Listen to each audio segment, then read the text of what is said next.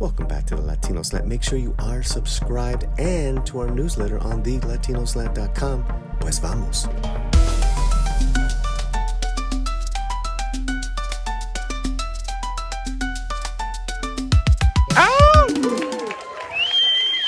Well, I love the film. I am very hungry right now. Did you bring me tamales for anybody? No? Pincochas. No? Or some pincochas? Yeah, that'd be nice. I have, like, the whole time I'm watching, I'm like, oh, I have not eaten. I need to eat some tacos. First of all, I loved the movie. I love that it's about family. I love the opening animation titles. I dig that. I love it. Whenever I see that, I know it's going to be a good film. I also love that it's a family movie that's about family. And that you had fun with it. You don't see a lot of movies in this genre very much these days. We get a lot of doom and gloom. We get a lot of post-apocalyptic and everything's dying and everyone's upset and nothing ever works out. And even though the ending of your movie is not exactly like, hey, they lose the restaurant, but they gain their family. And I love, why did you want to tell the story? Did someone dose your family with mushrooms? Like, how did this happen? Okay, well, it really does begin with Ramon, which should be also answering this question. But so we made a short named Mariachi Madness, which actually premiered, which also made an LA premiere here. So, which was really great that we could also bring the feature version of it to this festival.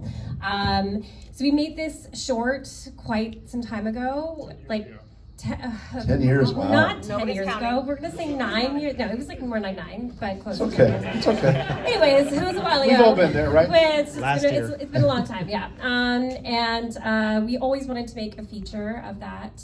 But essentially, what we always really wanted was, and what we were always interested about was, you know, the relationship of family, and especially a multi-generational family, and all the complications and all the humor and hilarity that happens within, you know, all these people with differing personalities and egos. And so, like, I would say 2 years ago, Ramon came to me with this treatment, and we kind of just went from there, and then we made the movie, and it's super rad.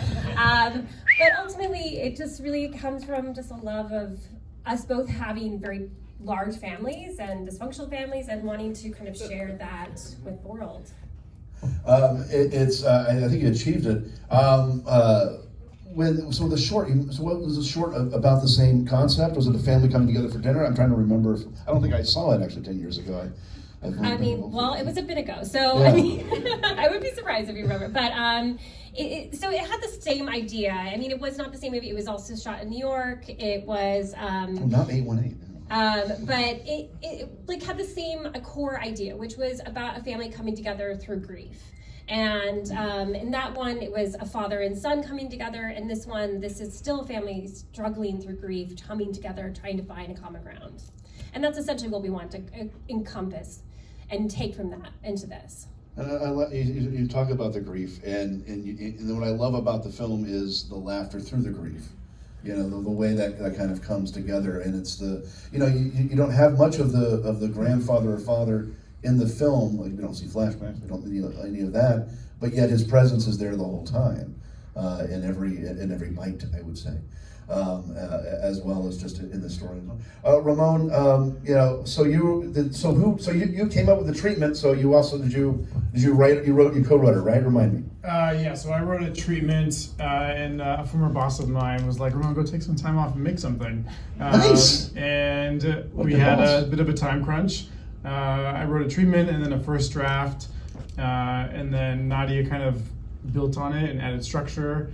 She's like, why is the taco truck exploding? You're not going to be able to afford that. Or why are there fireworks in the house? And I think at some point the entire family is actually takes the soup, and that was going to be a little bit too much. So Nadia was able to bring it down to some bite sizes. And then once we had the entire cast, we were able to do a virtual reading and sort of adjust. And Nadia can talk about sort of how she worked with everybody. I love that you guys pared it down, because I thought about them like, oh, they're all going to get high and it's going to be a crazy thing and a food fight or something. And then but you have this restraint, which I really love, because now you allow that final moment, those final moments in the dinner to really play even deeper and still have the fun of you chasing butterflies. And you Coming a cat. By the way, very good cat. Very good cat. Round of applause for Cat and Butterfly. La Monarca. I mean, those are versatile actors, you know. Yeah, go ahead and speak to the writing process and sort of paring down the idea or actually paring down, kind of expanding it into what you did. Well, I mean, it was a very quick writing process, and I think we continued to write during the entire process and through editing.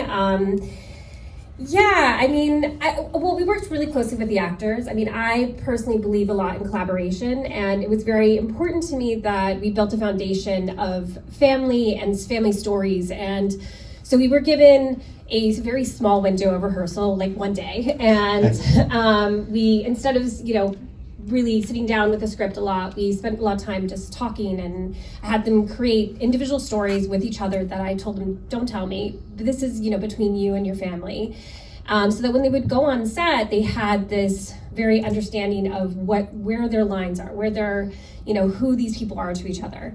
And then we did have some kind of improvisation on set and throughout, and but for the most part, I left it open to the actors. It was like, if you want to stay to the script, you can stay to the script, but use it as a guide, and ultimately, these are your characters, this is your family. I mean, I can certainly bring this over to you guys if you want to speak to that. Yeah, no, I'd love to hear from the actors that you loved, that you were able to improv and be a part of the storytelling itself, not just. I could speak to that. I can speak to that because Nadia's one day of this, impromptu rehearsal was, I think, the most valuable one day of rehearsal that I've ever had on any set. And she's exactly right. We shared a lot of very personal things. Making a film is hard, right? You have a bunch of strangers coming together. You have X amount of days to shoot and create this sort of decades-long relationship with people. And so I thought that Nadia's and Ramon's exercises, I would call them, the first day were absolutely invaluable. And I've never shared as deeply as I have. And I think that I felt that from every single person that was in the cast. I mean, this was a labor of love and a passion project for a lot of us. And everyone gave so much of themselves that I think it showed on screen. We have a very short amount of time to create this sort of history and family. And so thank you for doing that, because it really brought everyone so close together. I think that's brilliant. I think that's brilliant because I could tell. There's moments where I'm like, wait, are some of these actors related? Do they have? And then it felt, in hearing that, and then I understand why. That's so important because you have to have that history, right?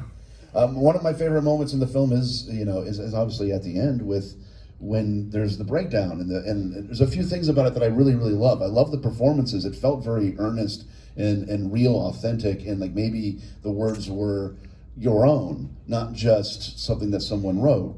But I also really love the filmmaking in those sequences where you guys had the camera going from one actor to another, and there's always a fear when you're doing scenes like that you're going to miss something because the camera's moving. But the camera work and the blocking and the way all of you are working so well together was really impressive.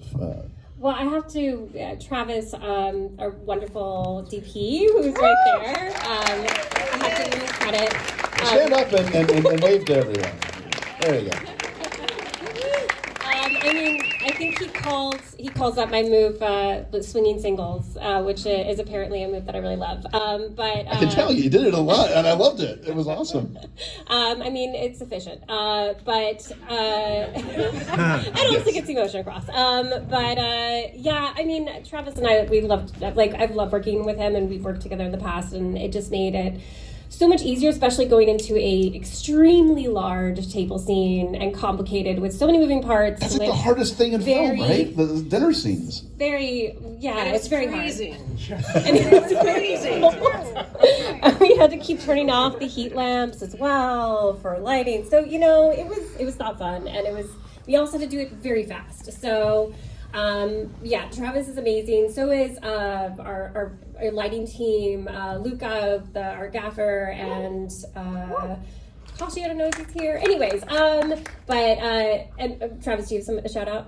Katya is here. Yes, Katya. Katya, yes, and our amazing AD who also kept us on time and together, and definitely be like, Nadia, you're not getting what you want, but just do this. You can do it. No, she was incredible and a great cheerleader. And yeah, I mean, the film is really amazing because of the community and because of the incredible crew that we had. Like, we had an incredible on-set feeling and presence, and it just allowed things to flow, especially in our very small 15, 16 days. So only 15 or 16 days. I was going to ask you, like, how long? Yeah, it was very, very fast.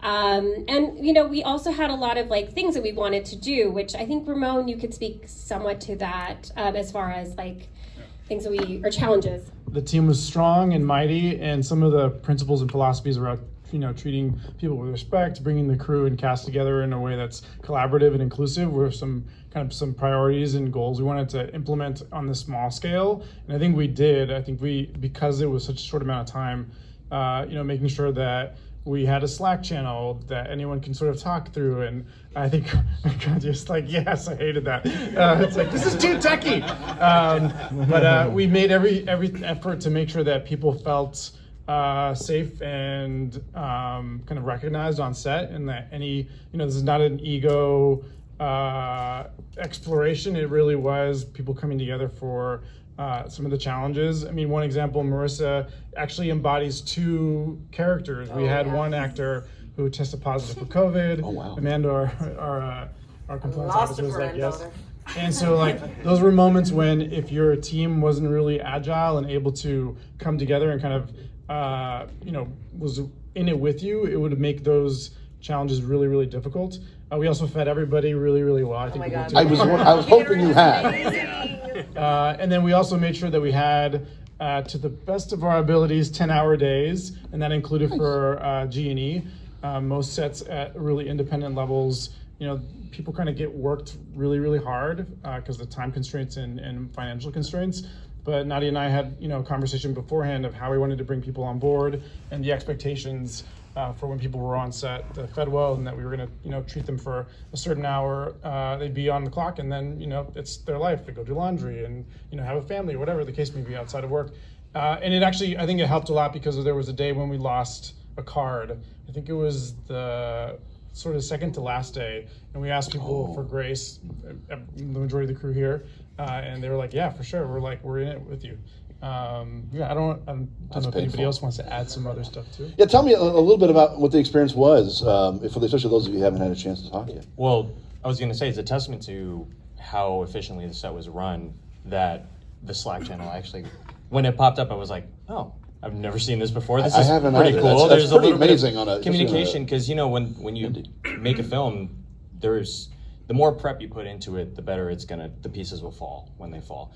And I think that I do think we were taken care of very well. I think the food was absolutely incredible. It was something that we all kind of talked about at, like, the wrap lunch. We were like, guys, the food, wow. Incredible catering.